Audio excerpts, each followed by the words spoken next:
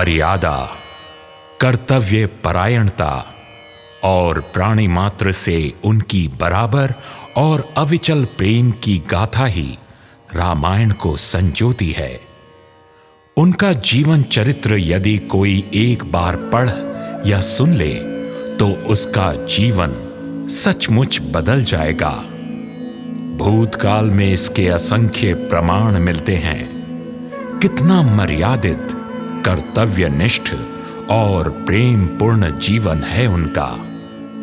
पितृप्रेम, मातृप्रेम, भ्रातृप्रेम, एक राजा और मैत्रीपूर्ण सौहार्द उन्हीं के जीवन से तो सीखने को मिलता है। ये कहानी है मर्यादा पुरुषोत्तम और रघुवंश शिरोमणि भगवान श्री राम की। मागे बारिध देहि जल रामचंद्र के राज। भगवान श्री रामचंद्र के शासनकाल में सब कुछ इच्छा करने मात्र से ही प्राप्त हो जाता था। इसीलिए आज भी लोग राम राज्य की कल्पना करते हैं। तो चलिए उन्हीं प्रभु श्री राम की कुछ लीलाओं का आज हम रसास्वादन करते हैं। महाराज दशरथ और उनकी 3 रानियां कौशल्या, कैकेयी और सुमित्रा ने अपने 4 पुत्रों राम, भरत, लक्ष्मण और शत्रुघ्न को इतने लाड़ प्यार से पाला था कि कब वो बड़े हो गए और कब उनका विवाह हो गया पता ही नहीं चला। आज पूरी अयोध्या नगरी एक सुंदर स्त्री की तरह सजाई गई थी। ढोल नगाड़े और संगीत वाद्य यंत्रों से महाराज दशरथ का राजमहल शोभायमान था। अब आप सोच रहे होंगे कि ये सब क्यों? तो ये इसलिए क्योंकि कल सुबह ही अयोध्या वासियों के प्रिय राजकुमार श्री राम का राज्याभिषेक होने वाला है, जिसका आभास अयोध्या वासियों को हर्षित और आनंदित कर रहा था। परंतु प्रभु तो कुछ और ही लीला करने आए थे। अब श्री राम अयोध्या के राजा नहीं होंगे। महारानी कैकेयी ने महाराज दशरथ से अपने 2 वरदान मांगे। पहला, भरत अयोध्या के राजा होंगे और दूसरा, श्री राम को 14 वर्ष का वनवास। माता की इच्छा और अपने प्रिय पिता की आज्ञा जानकर श्री राम को रंच मात्र भी ग्लानि नहीं हुई। उन्होंने खुशी खुशी अपनी धर्मपत्नी सुकुमारी सीता और भ्राता लक्ष्मण के साथ वन को प्रस्थान किया।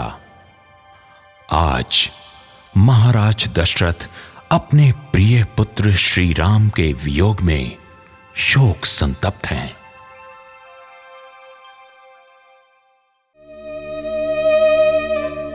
हा राम, हा राम, राम, तुम कहाँ हो? मेरे पुत्र, तुम मुझे छोड़कर नहीं जा सकते। तुम मेरे प्राण हो राम। मैं तुम्हारे वियोग में जीवित नहीं रह पाऊंगा। कौशल्या, कौशल्य, अभी तक सुमंत्र क्यों नहीं आया? मैंने उससे कहा था कि प्यारी सीता और राम को कुछ दूर वन में भ्रमण कराकर वापस ले आना, लेकिन अभी तक वो आया नहीं। अवश्य वो उन्हें मना रहा होगा, परंतु राम भी हठ वाला है, उसे मनाना कठिन है। मैं कितना अभागा राजा हूं और एक पापी पिता, जिसने अपने पुत्र को वन में भेज दिया। हाय रे विधाता, किस पाप का प्रायश्चित ले रहा है तू मुझसे?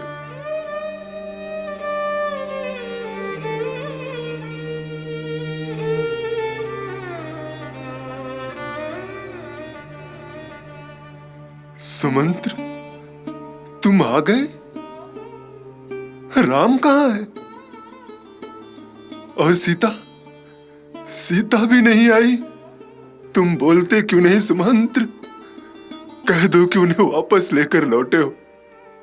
तुम चुप क्यों हो सुमंत्र? तुम चुप क्यों हो? महाराज, मैं असफल रहा। राम ने मेरी एक ना सुनी। मैं किसी को भी साथ लाने में सफल नहीं रहा, देवी सीता को भी नहीं। मैं आपकी आज्ञा का पालन न कर सका महाराज।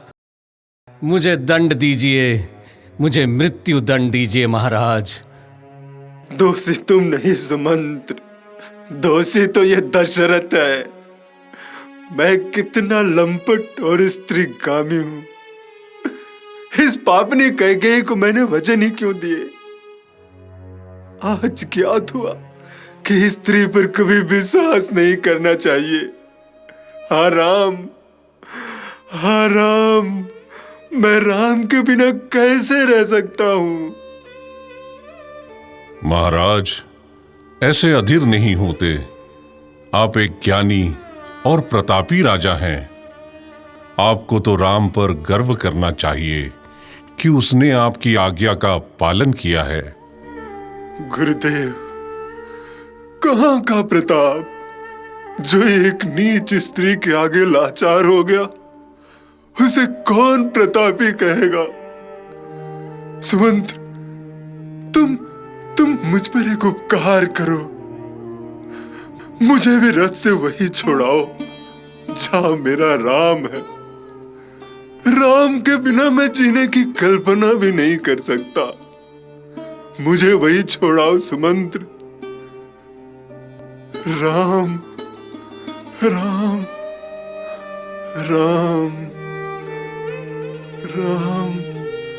कौशल्या, कौशल्य, मेरी आंखों के सामने अंधेरा छा रहा है। ये मरने का संकेत है, क्योंकि जब व्यक्ति मरने वाला होता है तो उसे कुछ नहीं दिखता। आज मुझे वो अंधे माता पिता याद आ रहे हैं कौशल्या, जिनके पुत्र श्रवण कुमार को मैंने अपने पहाड़ से मारा था। उन्होंने मुझे श्राप दिया था कि मैं भी पुत्र के वियोग में मरूंगा। कौशल्या, मुझे सब याद आ रहा है। मुझे सब कुछ याद है कौशल्या। महाराज, धीरज रखिए। आप ही ऐसे कमजोर हो जाएंगे तो मेरा क्या होगा? राम, राम, राम, वो मुझे बुला रहा है। देखो, देखो, वो मुझे बुला रहा है। मेरा राम, मेरा पुत्र राम, राम, राम, राम।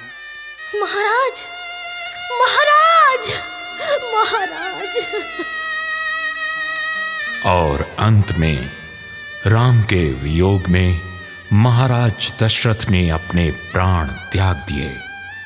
इधर राजकुमार भरत को जैसे ही सूचना मिली, भ्राता शत्रुघ्न के साथ वो अयोध्या लौट आए। आने पर भरत को सारे वृतांत से अवगत कराया गया।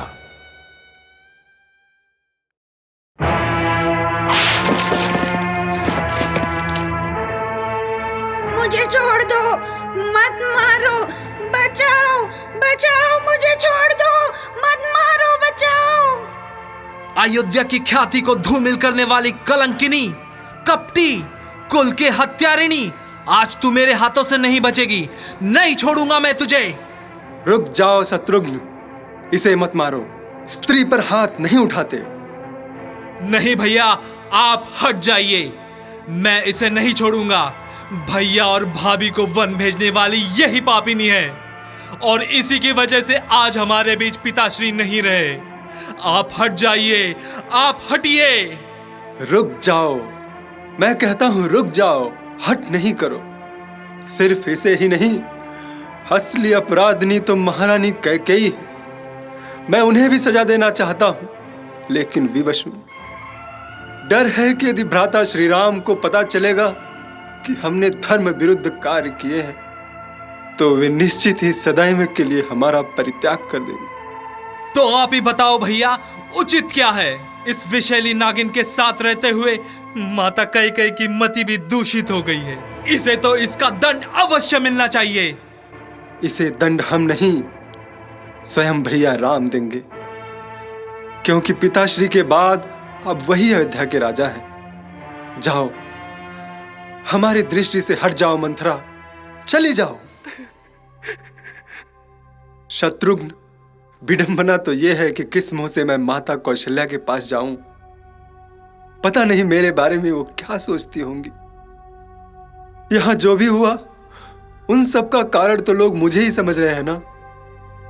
अपने आप को निर्दोष कैसे सिद्ध कर पाऊंगा मैं, कुछ समझ में नहीं आ रहा। मां, मैं भरत। भरत, तू आ गया बेटा। मैं तेरी ही प्रतीक्षा में थी। क्या तू भी मुझे राम के पास नहीं ले जाएगा? देख, अब तो तू राजा है। मुझे भी वन में जाने की आज्ञा दे दे पुत्र। मैं भी राम के साथ वन में रहना चाहती हूँ। विडंबना तो देखो कि आपको भी इस अभागे भरत पर संदेह हो रहा है। सोचा था कि आपकी गोद में आकर जी भर के रोऊंगा, लेकिन मां, तुमने भी मुझे त्याग दिया। क्या राम ही आपका पुत्र है, भरत नहीं? नहीं पुत्र, ऐसी बात नहीं है। सोचकर आया था कि आप मुझे अपने चरणों में जगह देंगी, परंतु मेरे भाग्य में मां का प्यार कहां। सही है, मेरे पाप का यही दंड है। मां, मेरा केवल एक ही अपराध है कि मैंने उस औरत की कोख से जन्म लिया जिसने अयोध्या जैसे राज्य को निगल लिया। अरे विधाता ने उसे बांझ क्यों नहीं बनाया, ताकि मुझ जैसा कलंक पैदा ही नहीं होता। पीड़ा तो और है मां कि आपने अपने भरत पर संदेह कैसे कर लिया। मैं भगवान को साक्षी मानकर कहता हूं कि इस षड्यंत्र में यदि मेरी तनिक भी सहमति हो तो मैं अपनी विद्या, तेज और ज्ञान से इसी समय वंचित हो जाऊं और संसार में किए गए सभी के पाप मुझे लग जाए। मां, यदि तूने भी मुझे ठुकरा दिया तो मैं यही कहूंगा कि मुझे मृत्यु आ जाए। नहीं पगले, ऐसी बातों से मुझे दुखी मत कर।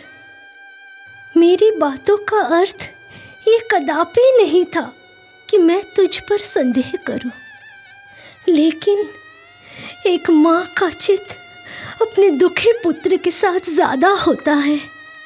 एक पुत्र राजा बनेगा और दूसरा वन में भटकेगा। इसलिए मुझे भी वन में भेज दे मेरे लाल, मेरे राम के पास। नहीं मां, आप वन में कदापि नहीं जाएंगी। ऐसा भी तो हो सकता है कि वन में जाने वाला आपके पास आ जाए।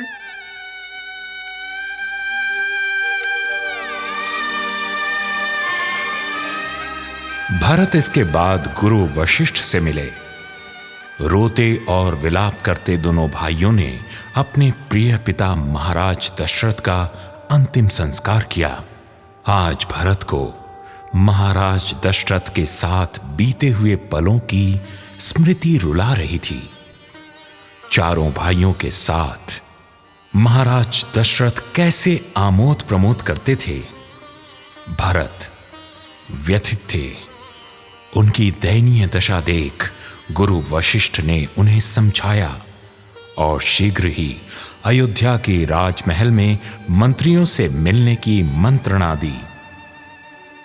अयोध्या का दरबार लगा है और तभी शत्रुघ्न के साथ भरत वहां आते हैं। प्रणाम गुरुदेव। गुरुदेव, आपके आदेश अनुसार हम यहां उपस्थित हैं। कहिए, क्या कहना चाहते हैं? वत्स, इस समय अयोध्या विपत्ति में है। जो हो रहा है उससे हम सब दुखी हैं। तुम्हारे पिता धर्मपरायण और सूर्यवंश के यशस्वी राजा थे। ज्येष्ठ पुत्र राम ने तो पहले से ही पिता की आज्ञा को चुना और वन को चले गए, जिसके कारण महाराज दशरथ ने अपने प्राण तक त्याग दिए। अब उनके परलोक जाने के बाद अयोध्या का राज सिंहासन रिक्त पड़ा है। मेरा परामर्श है कि अब तुम इसे स्वीकार करो। सभा में उपस्थित मंत्रीजन क्या कहते हैं? क्या उनकी भी यही सहमति है? उचित तो यही है भरत कि राज्यभार ग्रहण करो। यद्यपि ज्येष्ठ पुत्र तो श्री राम हैं, लेकिन पिता की आज्ञा के अनुसार अब आप यहाँ के राजा हैं। आज मुझे सब कुछ मिल गया, वैभवशाली राज्य, संपन्न प्रजा और आप सभी का सहयोग। लेकिन इस भरत ने जो खोया है उसके सामने ये सब कोयले की राख के समान है। भैया राम का स्थान लेने के बारे में मैं सपने में भी नहीं सोच सकता। दुख तो इस बात का है कि ये भरत क्या चाहता है किसी ने पूछा ही नहीं। तो वत्स, तुम्हारी क्या इच्छा है? क्या राजा के बिना ही अयोध्या रहेगी? एक राजा के बिना राज्य कैसे चलेगा? राज्य भी चलेगा और राजा भी होगा, लेकिन एक योग्य राजा होगा जिसका इस सिंहासन पर वास्तविक अधिकार है। देर है तो आप लोगों को इसमें सहयोग की। कहिए, आप सब तैयार हैं? किस बात के लिए भरत? अभिप्राय क्या है तुम्हारा? मैं भैया राम को वन से वापस लाने जा रहा हूं। क्या आप लोग मेरा साथ देंगे? यह तो प्रसन्नता की बात है, किंतु भरत, क्या राम तुम्हारे इस प्रस्ताव को स्वीकार करेंगे? क्यों नहीं करेंगे? मुझे विश्वास है। और यदि ऐसा नहीं हुआ तो मेरी भी प्रतिज्ञा है कि मैं भी उन्हीं की तरह वनवासी जैसा जीवन व्यतीत करूंगा। जिन महाराज दशरथ ने अपने वचन को पूरा करने के लिए अपने प्राण तक त्याग दिए और एक भाई पिता के वचनों को पूरा करने के लिए राज्य को तुच्छ समझकर वन को चल दिया, क्या उन्हीं श्री राम का छोटा भाई भरत एक भाई के लिए अपने प्राण त्याग नहीं सकता? क्या वो इतना नीच होगा कि एक भाई का राज्य हड़प कर जाएगा? परंतु भरत, ये तुम्हारे पिताश्री की आज्ञा है। नहीं गुरुदेव, मुझे ये पाप करने की आज्ञा न दे। दूसरों का धन, स्त्री और पद लेना पाप है। इस कलंक से मुझे परिभाषित न होने दे। वैसे कलंक का पर्याय तो मेरी मां ने मुझे बना ही दिया है। लेकिन आप लोग तो मुझ पर दया दिखाएं। तुम धन्य हो भरत, तुम धन्य हो। इतने बड़े राज्य को स्वीकार न करके तुमने जो उदाहरण प्रस्तुत किया है, उसके लिए सदियों तक तुम्हारी जय जयकार होती रहेगी। धर्मात्मा भरत के नाम से तुम सदैव सम्मानित रहोगे। सभी भाइयों ने दिखा दिया कि धर्म और मर्यादा का पालन कैसे करना चाहिए। राम ने जिसे त्यागा हो, भरत ने भी उसे त्याग दिया। यह भ्रातृभक्ति की पराकाष्ठा ही तो है। भरत, अयोध्या की पूरी प्रजा भी अपने राम को देखने के लिए लालायित है।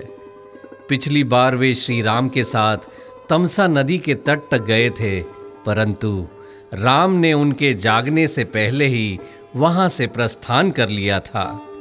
परंतु इस बार उन्हें रोकना कठिन होगा।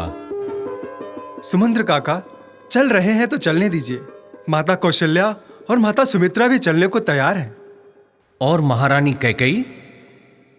हम विवश हैं कि महारानी कौशल्या ने उन्हें चलने के लिए आज्ञा प्रदान कर दिया। अन्यथा मैं उस पापी स्त्री से कोई संबंध नहीं रखना चाहता। वत्स, इसमें तुम्हारी मां का कोई दोष नहीं। ये तो विधाता की इच्छा है। सब कुछ उन्हीं की इच्छा से तो हो रहा है। भरत, बिना देर किए हमें शीघ्र ही प्रस्थान करना चाहिए, अन्यथा राम दूर जा सकते हैं।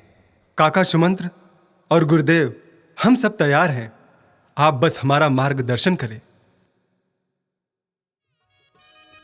इस तरह माता कौशल्या, कैकेयी और सुमित्रा के साथ भरत और शत्रुघ्न अपने प्रिय भाई राम को लेने के लिए वन की ओर चल पड़े। भरत के साथ गुरु वशिष्ठ और आर्य सुमंत्र के साथ अयोध्या नगरी की प्रजा भी चल पड़ी। चलते चलते सभी श्रृंगवेरपुर के निकट पहुंचे, लेकिन रास्ते में निषाद राज को जब इस बात की जानकारी मिली तो वो चिंतित हो उठा। क्या कहा? भैया भरत पूरी सेना के साथ हमारी तरफ बढ़ रहे हैं। अरे ठीक तरह से देखे हो कि नहीं? हाँ सरकार, हमने अपनी आंखों से देखा है। एक विशाल सेना के साथ वो इधर ही बढ़े चले आ रहे हैं। एकरा कारण का हो सकत है? जंगल में ऊ काहे आवत है? कारण तो साफ है सरकार। राज्य लेवे के बाद भी भरत के मन में लागत हुई कि राम कहीं फिर से राज्य न मांगे के खातिर वापस आवे, और ये सब उसकी कुटिल महतारी कैकेयी का सिखवा पड़ावा है। राम के मारन खातिर सेना के साथ आवत है। अरे हमरे होते हुए राम के बाल भी बाका कोई ना कर सके। चलो रे, तैयार हो जाओ युद्ध के लिए। हमरे प्रभु श्री राम से दोस्ती की अग्नि परीक्षा का वक्त आ गई है। लेकिन सरकार, इतनी बड़ी विशाल सेना के सामने हम थोड़े लोग कैसे टिक पाएंगे?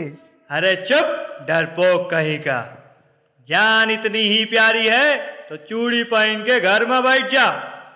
अरे टिक नहीं पाएंगे तो अपने प्यारे श्री राम के लिए मर मिट तो सकेंगे।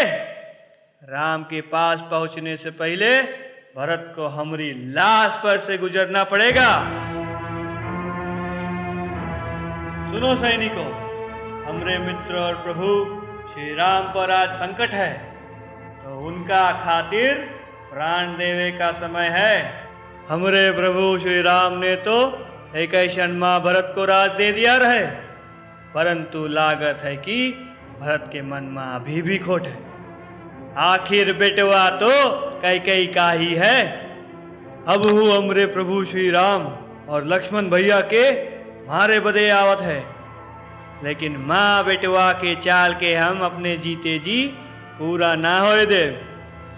उनको पता ना है कि श्री राम पर मर मिटने के खातिर हम अभी जियत है। आज हम सबके परीक्षा के असली घड़ी है। सब तैयार हो जाओ। श्री राम के लिए लड़ते हुए मरेंगे तो मोक्ष मिलेगा, और जीवित रहे तो उनकी सेवा। श्री रामचंद्र की जय! श्री रामचंद्र की जय! निषाद राज, ठहरो। बिना सोचे समझे और विचार किए किसी के प्रति संदेह करना उचित नहीं। हाँ, ही हमसे भूल हो गई। हमार मत है कि पहले भरत से मिल ले, उनके मन में का चलत है जान ले, उसके बाद ही कोई निर्णय लो। हाँ, ये बढ़िया रही। पहले जान फिर पहचान। सैनिकों, छिप जाओ और हमरे इशारे के प्रतीक्षा करो, समझे? तब तक हम भरत से मिलने जात है। आओ रे।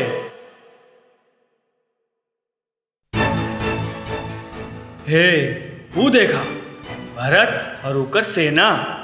तुम लोग सावधान रहना, कहीं पीछे से कोई वार न कर दे। आप चिंता न करे सरकार, कोई रउआ के बाल भी बाका ना कर सकत है। भरत, ये श्रृंगवेरपुर है। यहाँ का राजा निषादराज गुह राम का परम भक्त है, जिसे श्री राम अपना मित्र मानते हैं। क्या भैया राम उन्हें अपना मित्र मानते हैं?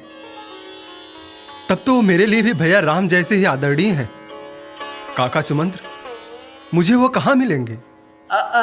अयोध्या के राजा भरत को निषाद राज का जोहार। जोहार। निषाद राज, मेरा प्रणाम स्वीकार कीजिए।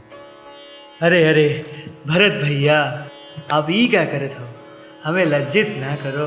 भैया आपको मित्र मानते हैं, इस तरह मेरे लिए आप उनके समान ही हो। क्या आप मुझे आलिंगन नहीं करेंगे? मुझे ऐसा लगेगा जैसे कि भैया राम मुझे गले लगा रहे हो। समझ गया, आप भी मुझसे नाराज हैं। एक पापी के साथ ऐसा ही बर्ताव होना चाहिए। नहीं भरत भैया नहीं, पापी तो हम हैं। श्री राम के भाई के खातिर हमरे मन में ऐसन खोट। हमें क्षमा कर दो भरत भैया, हमें क्षमा कर दो। हमें आपको पहचानने में भूल हो गई। आप तो सचमुच रामय के दूसरे रूप हैं, एकदम ऐसन मीठी बोली। शत्रु, इन्हें प्रणाम करो।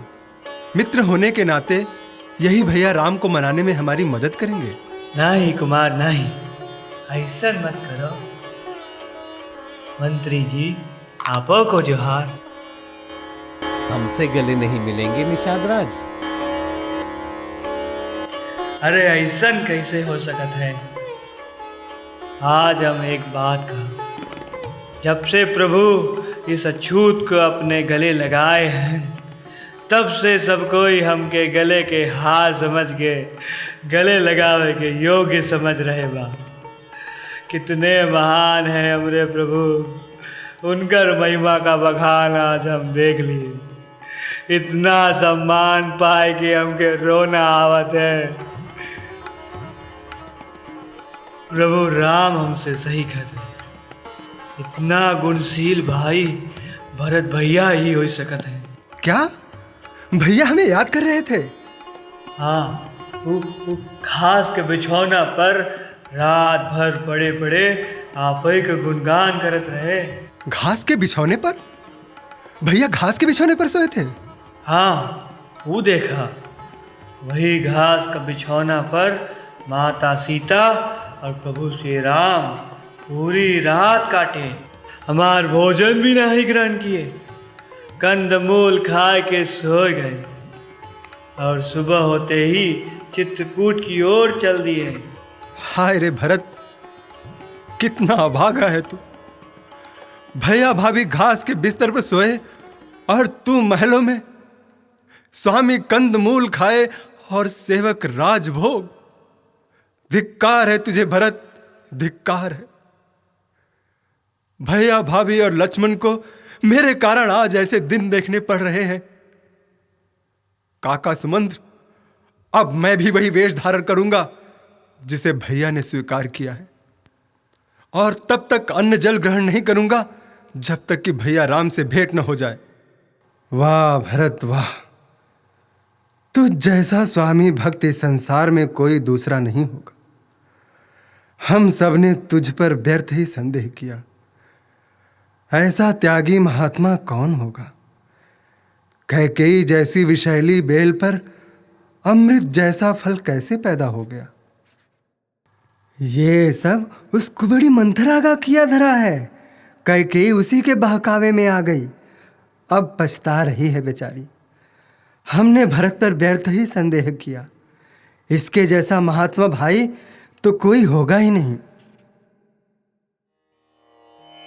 इस तरह दूसरे दिन सुबह होते ही भरत ने राम के जैसे ही वनवासी रूप धारण किया और चित्रकूट की ओर चल पड़े।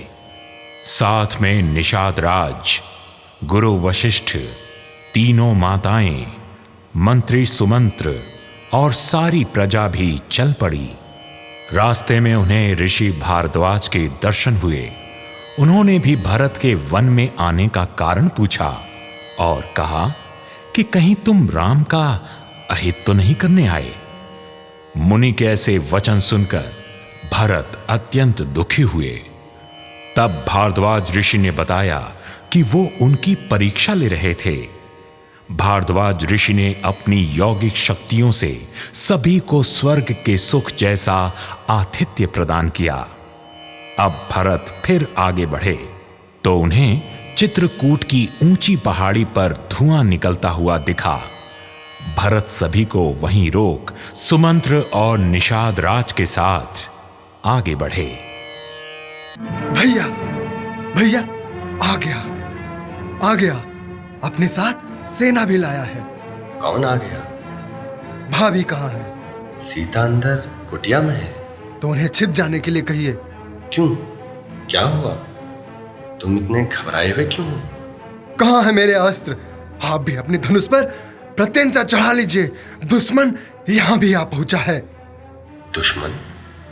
किसका दुश्मन? आपका। कौन है वो? वही उस कैकेयी का पुत्र जिसका आप सदैव गुणगान करते रहते हैं। आपको राज्य से वन में भेजकर भी उसके हृदय को संतोष नहीं हुआ। किसी ने कान भर दिए होंगे कि वो सिर्फ 14 वर्ष का राजा है, इसलिए अब वो यहाँ भी आ गया ताकि आपको मारकर सदैव अयोध्या का भोग करे। लेकिन भैया, मैं ऐसा होने नहीं दूंगा। मेरे ये बाण दुश्मन को यही छलनी कर देंगे। मैं भरत और उसकी सेना का सामना करने में अकेले ही सक्षम हूँ। विधाता ने अच्छा ही किया कि दुश्मन अपने आप यहाँ चला आया। आप बस देखते रहिए आज ये लक्ष्मण क्या करता है। लक्ष्मण? ये तुम कैसी व्यर्थ की बातें कर रहे हो? भरत के मन में ऐसा कपट संभव नहीं। क्यों संभव नहीं? जिसकी माँ कपटी हो तो पुत्र क्यों नहीं भैया? इतना कुछ हो जाने के बाद भी आप सहिष्णु बने हुए हैं। यदि कपट नहीं होता तो वो हाथी, घोड़े और विशाल सेना लेकर नहीं चलता। अरे राज के मद में एक राजा तो क्या, स्वर्ग का राजा इंद्र भी उचित अनुचित भूल जाता है। वो आपको असहाय समझकर आपकी हत्या करने आ रहा है। नहीं लक्ष्मण, नहीं। राजमत का प्रमाद राजाओं को हो सकता है, इंद्र को भी हो सकता है, परंतु भरत का स्थान देवताओं से भी ऊंचा है। अयोध्या का राज है क्या, यदि त्रिलोक का राज्य भी मिल जाए तो भी भरत को राजमत छू तक नहीं सकता।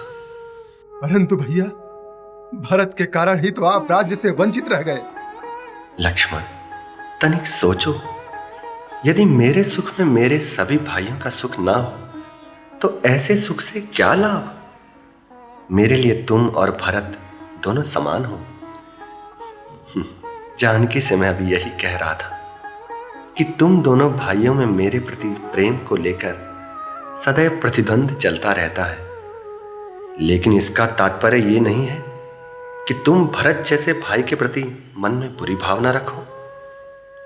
मेरा हृदय जानता है, निसंदेह भरत मुझसे मिलने आ रहा है। तुम निश्चिंत रहो। और हां, यदि तुम राज्य का सुख चाहते हो तो आने दो भरत को। मैं उससे कहूंगा कि वो अयोध्या का राज्य तुम्हें दे दे। भैया, कृपा करके ऐसा न कहें। क्रोध में व्यक्ति की बुद्धि भ्रष्ट हो जाती है। तुमने भी आज वही प्रमाण दिया लक्ष्मण। मैंने आवेश में ऐसा कहा, इसमें मेरा कोई अन्य हेतु कदापि नहीं था भैया। मैं जानता हूं तुम मुझसे इतना प्रेम जो करते हो। अब जाओ और अवलोकन करो भरत कहां तक पहुंचा। भैया, मैं आपकी शरण में आ गया। भरत, मेरे भाई। नहीं भैया, इस पापी को गले मत लगाइए। आपकी इस दशा का असली अपराधी यही है। ओह, मेरे लिए ये कितना कष्टप्रद है कि आज मैं आपको एक वनवासी के वेशभूषा में देख रहा हूं। अरे, आप तो एक विशाल राज्य के अधिकारी हैं, परंतु मेरे कारण आपकी ये दशा। भैया, मुझे क्षमा कर दो। मेरे मन में आपके प्रति दोष बुद्धि आ गई थी। मुझे क्षमा करें। मैंने आप पर धनुष उठाया तो उस पर बाढ़ क्यों नहीं चलाया मेरे भाई? यदि चलाते तो भैया के सामने आज मैं यह कलंकित मुंह लेकर खड़ा नहीं होता। भरत, तुम अयोध्या छोड़कर यहां वन में क्यों आए? वहां सब कुशल से तो है। माताएं और पिताश्री कैसे हैं? भैया।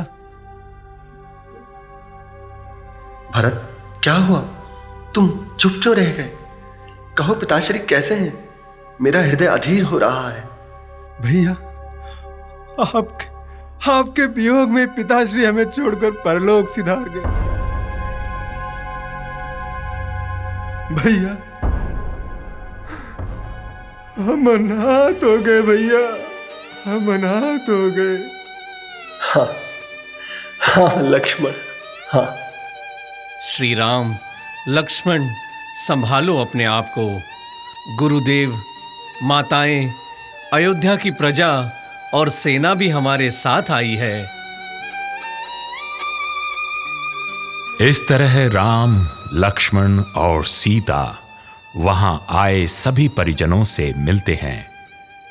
यह निर्णय लिया गया कि कल सुबह सभा में राम को वापस अयोध्या लौटने के लिए विनती की जाएगी। लेकिन भरत इतने अधीर थे कि रात्रि में ही वो सबके पास जा जाकर उनसे प्रभु श्री राम को मनाने की विनती करने लगे। रात भर किसी को नींद नहीं आई और इस तरह सुबह हुआ। आज सभा में तीनों माताएं, गुरु वशिष्ठ, आर्य सुमंत्र, निषाद राज, ऋषि मुनि और अयोध्या की प्रजा सभी उपस्थित थे। श्री राम, अब तो महारानी कैकेयी को भी पश्चाताप हो रहा है। वो अपने वचन वापस लेने को तैयार हैं। काका सुमंत्र, हमारे प्रिय पिताश्री मेरे वियोग में परलोक सिधार गए। ऐसे समय में क्या यह उचित है कि मैं अपने धर्म को त्याग कर पिताश्री को अपयश का भागी बनाऊं? ये संसार क्या कहेगा? रघुकुल की रीति रही है, भले ही प्राण चले जाएं, वचन नहीं तोड़ते। तो ठीक है भैया, उस धर्म को मैं निभाऊंगा। मैं 14 वर्ष तक वन में रहूंगा और निवेदन करता हूं कि आप अयोध्या वापस जाइए। भरत, धर्म कोई व्यापार नहीं जो किसी से अदला बदली कर लिया जाए। यह तो एक संकल्प है। यदि ऐसे ही धर्म की अदला बदली होने लगे तो संसार में अनीति फैलेगी। भैया, मैं तो आपका भक्त हूं। नीति क्या है और अनीति क्या है, इस समय कुछ नहीं सूझ रहा। बचपन में मुझसे स्नेह के कारण खेल में मेरे हारने पर भी आप झूठ बोलकर मुझे जिता देते थे। हर बार मैं जीतता था। भैया, आज भी मैं आपसे उसी स्नेह की भिक्षा मांग रहा हूं। तुम्हारे लिए तो मैं आज भी झूठ बोलने को तैयार हूं भरत, क्योंकि उसमें पाप केवल मुझे लगेगा।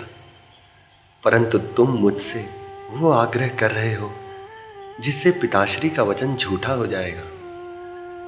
पुत्र का अर्थ यही होता है जो अपने सत्कर्म से पिता का उद्धार करे, ना कि अपने बुरे कर्मों से उनका सिर लज्जा से झुका दे। तो ठीक है भैया, आप पिताश्री के वचन का पालन कीजिए। मैं भी यहीं आपकी कुटिया के सामने अन्न जल त्याग कर तब तक बैठा रहूंगा जब तक कि आप अपना निर्णय नहीं बदलते। नहीं नहीं भरत, नहीं, मैं ये नहीं देख सकता। गुरुदेव, आप भरत को समझाइए।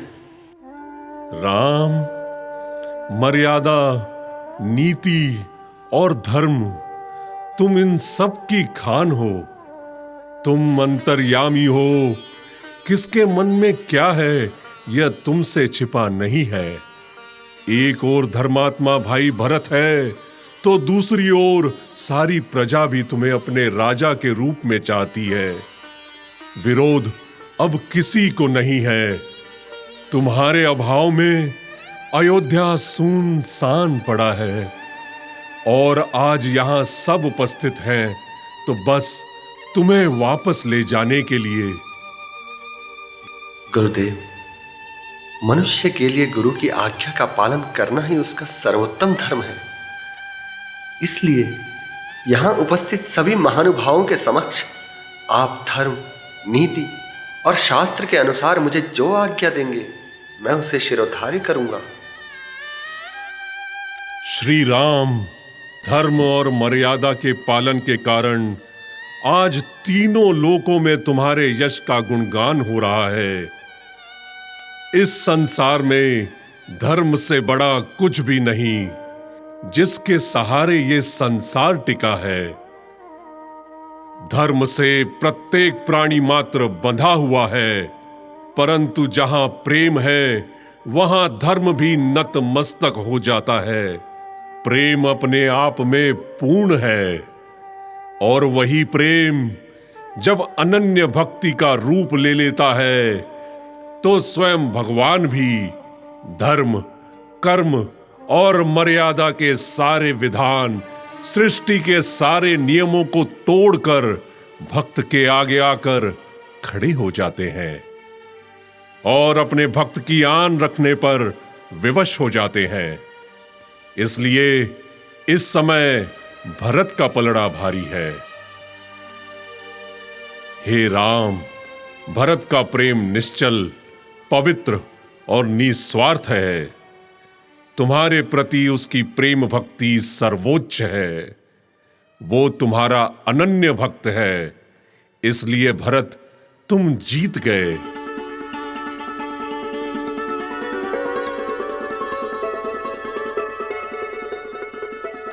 परंतु याद रखना भरत, प्रेम की ताकत उसका निस्वार्थ होना है। इसलिए वो अपने स्वामी से कुछ मांगता नहीं, अपितु अपना सर्वस्व लुटा देना चाहता है। प्रेमी की खुशी में ही उसका सुख है। इसलिए इस समय यही निर्णय करो कि तुम अपने प्रिय राम को क्या दे सकते हो। भैया के लिए मैं अपने प्राण तक दे सकता हूं गुरुदेव, मांग कर तो देखें। प्राण देना सरल है भरत, परंतु कभी कभी प्रेमी के लिए जीना अत्यंत कठिन होता है। इसलिए अपनी भक्ति की परीक्षा देने के लिए श्री राम के शरण में जाओ और पूछो कि उनकी प्रसन्नता क्या है, और वे जो आज्ञा दे उसे स्वीकार करो। गुरुदेव, अब तक मैं केवल अपने कीर्ति और कर्तव्य की बात सोचता था और उसे ही प्रेम समझ बैठा था, परंतु आज आपने मुझे भक्ति का वास्तविक रहस्य बताया है। अनन्य भक्ति का सार क्या है, इसे मैंने आज जाना। एक प्रेमी और स्वामी का संबंध क्या है, अब तक मुझे ज्ञात न था। आपने मुझे भक्ति रूपी ज्ञान से प्रकाशित किया है, इसलिए आपके चरणों में कोटि कोटि वंदन गुरुदेव। भैया, आज सबके समक्ष आप जो कहेंगे मैं वही करूंगा। आज्ञा दीजिए, मुझे क्या करना है। भरत, मेरे भाई, आज राम तुम्हारे प्रेम के आगे हार गया। तुम जीत गए भरत, तुम जीत गए। इसलिए तुम्हारी बात रखते हुए अयोध्या का राज मैं स्वीकार करता हूं।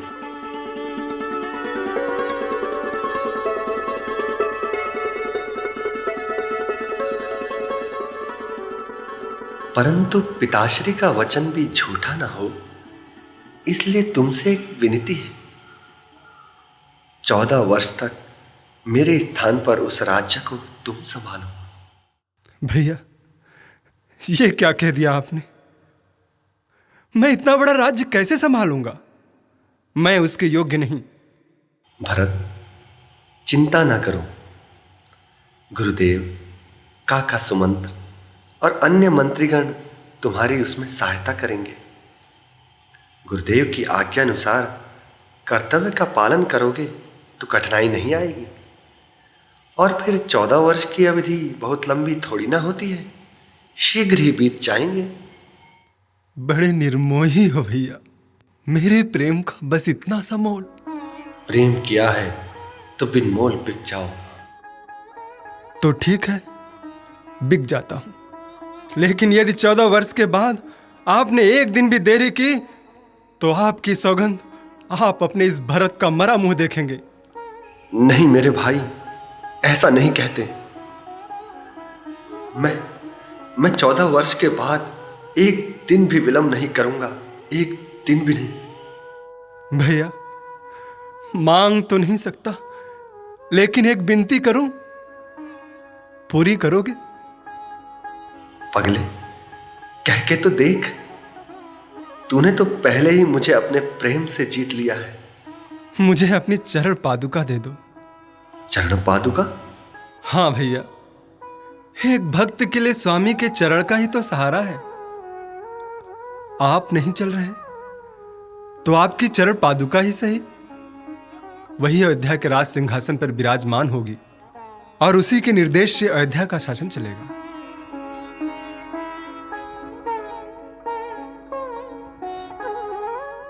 गुरुदेव, इस भरत से मैं फिर से हार गया। मैं भी विचलित हो रहा हूं राम। ऐसा लगता है कि भरत अपनी प्रेम की गंगा में सब कुछ डुबो देगा। यही अनन्य भक्ति का रस है, जिसमें जितना भी गोता लगाओ उतना ही कम है, उतना ही कम है। लक्ष्मण, धर्मात्मा भरत, तुम्हारी कीर्ति पूरे संसार में सदैव गाई जाएगी। तुम धन्य हो, तुम धन्य हो। प्रेम में ऐसा त्याग आज तक मैंने कभी नहीं देखा। तुम्हारी सदा जय हो। भैया, एक बार अपने चरण इस पर रख दीजिए।